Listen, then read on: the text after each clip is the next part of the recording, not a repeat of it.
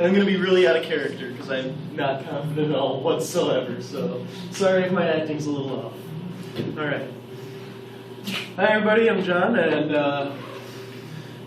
good afternoon, my fans and not-so-secret admirers. Charmed, I'm sure.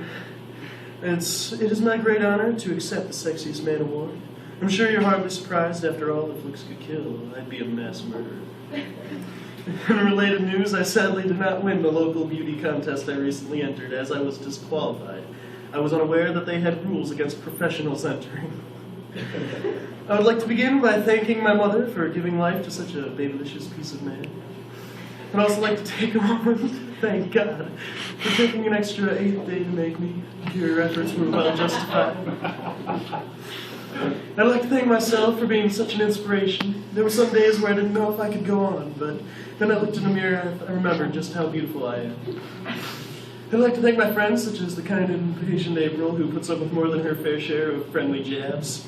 After all, a lady should be handled like a baby bird, gently and with much kindness, and ever mindful that at any moment she might fly away. And so I apologize for my merciless teasing. So don't fly away, because that would be awkward, not to mention physically impossible. Continuing on, I'd like to thank my ancestors for my noble pedigree. Such handsome features cannot be forged in one generation. Nay, it takes many years to craft such fine features as myself. I'd also like to thank my old college speaking class professor, Professor Damien Ernest, who inspired me and taught me so very well. And last, but certainly not least, I'd like to thank you, my hopelessly enthralled fans. Know that you are neither at blame nor alone in your being madly in love with me. After all, I'm in love with me too. To close this wonderful speech, I'd like to show you some of the highlights from my lifetime achievements. But many of you don't know this about me, but I was actually in the original casting of Twilight as Edward Cullen.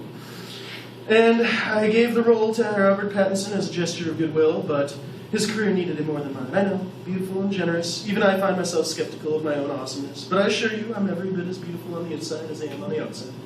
There's a nice little picture there. On the subject of my acting career, I was originally cast to be Jack Dawson from the initial shooting of the Titanic. As you can see there. But I refused to be seen kissing Kate Winslet. After all, I mean, she was only a 7.5 at best, and that's on a Richter scale. Jokes aside, I decided to give the role to Leonardo DiCaprio because I accidentally saved the ship, and the director said, and I quote, "There's already too many movies with a last-minute rescue cliche. There's no drama." So the role was given to Leonardo. Quite possibly my proudest achievement of all, however, is my part as God in Bruce Almighty. But when Morgan Freeman said please, well, let's just say that one does not simply deny Morgan Freeman. And there. I hope that by receiving this award I can inspire some of you to follow in my glorious footsteps. Thank you, and thank you.